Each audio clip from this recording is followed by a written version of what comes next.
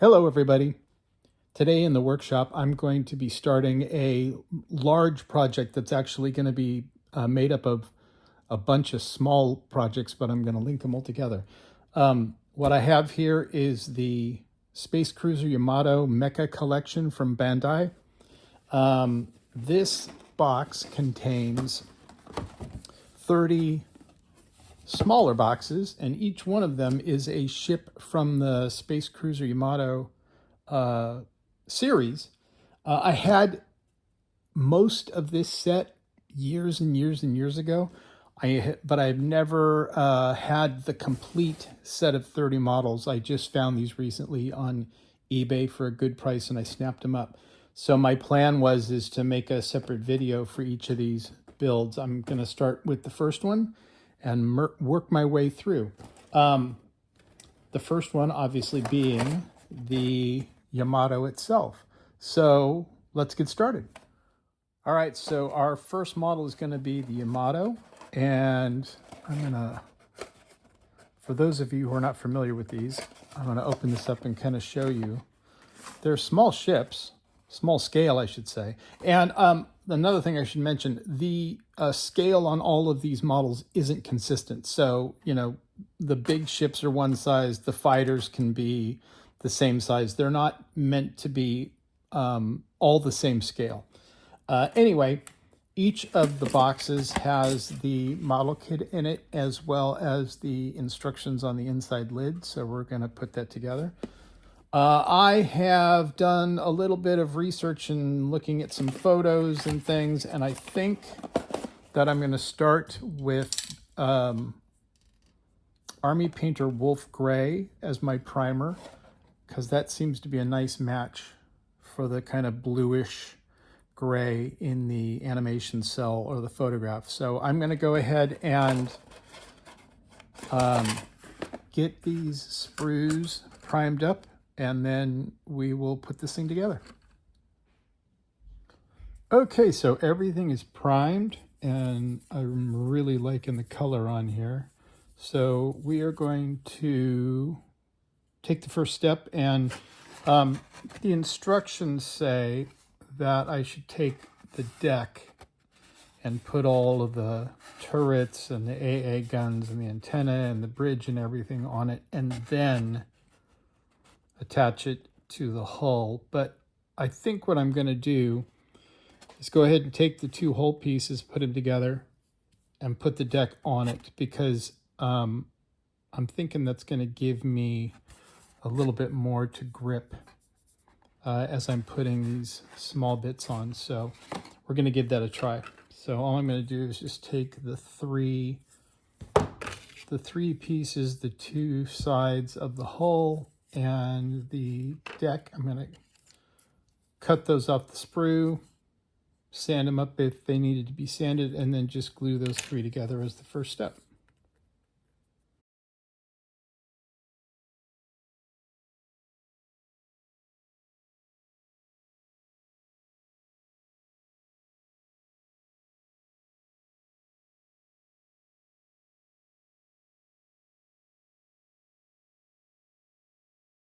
All right, and that is the hull and the deck together. And now we can start putting on all of the small bits and the turrets and the rear exhaust and everything else. Okay, so before I start putting on the superstructure and the turrets and all of the other bits that go on top of the deck, I'm going to paint these slatted areas. I noticed in a lot of the images and photographs and whatnot that the deck area is like a dark gray type of color. So I'm going to go ahead and do this area here and then this area back here. And I've chosen Citadel Eshin Gray for that. So I'm going to go ahead and put that layer on.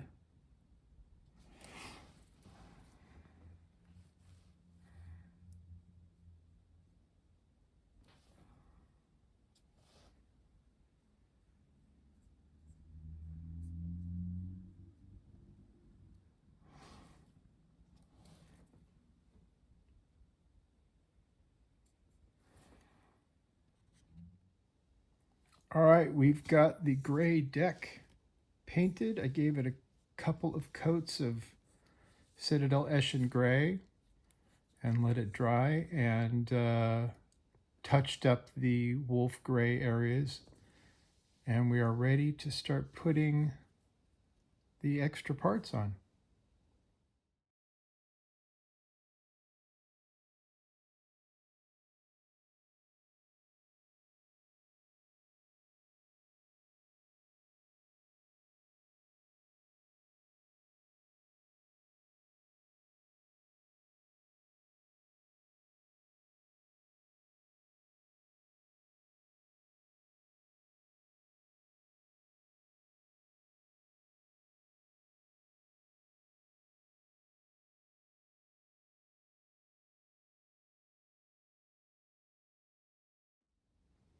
All right, so all of the bits are on the upper deck. The next step is to tape off the hull. I'm going to spray the red. I'm going to spray the red parts that go on, and then we'll do the final assembly. All right, so I taped up the ship and I gave it a good couple of coats of red paint. I used Army Painter Pure Red because I think it's a very nice, it's not, too dark or too oversaturated. It's just seemed like it'd be the perfect color. So that's all done. And the next step is going to be to touch up the red. Oh, by the way, I wanted to give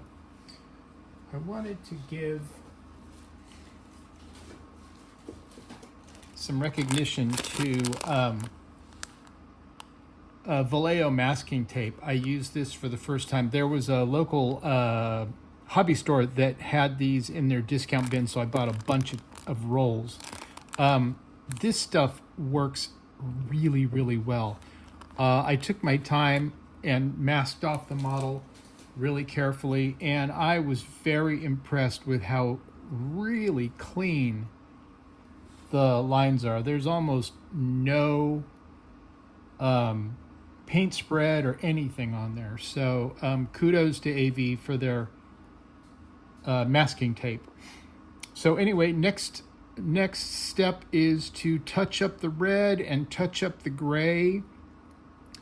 And then I'm going to give the whole thing a wash. And then I'm probably going to do maybe a little bit of effect paint in the engine just to kind of maybe give it some orangey yellow or something for a glow. And then we're almost done. Also, I gave the base a nice spray with Chaos Black, another AP spray can. I'm going to try and do some white lettering to kind of punch up the lettering. And then we will be ready to finish this thing up. All right, and we are back with the finished model. The wash has dried and is looking really good. I like to do, there are some models where I like the look of just a layer of paint. For a lot of models, though, I like to have a little bit of depth. So I add a thin wash, and I think it really gives a nice effect to it. So, so the wash is all done. I added some detail here to the windows. I painted up the base. That actually went a little bit easier than I thought it was going to. And gave it a coat of Tester's Dull Coat to protect it, and she's all done. So thank you for watching. Our next video is going to be of the second model in the collection, which is the Cosmo Tiger II fighter. So I look forward to seeing you guys all then, and take care.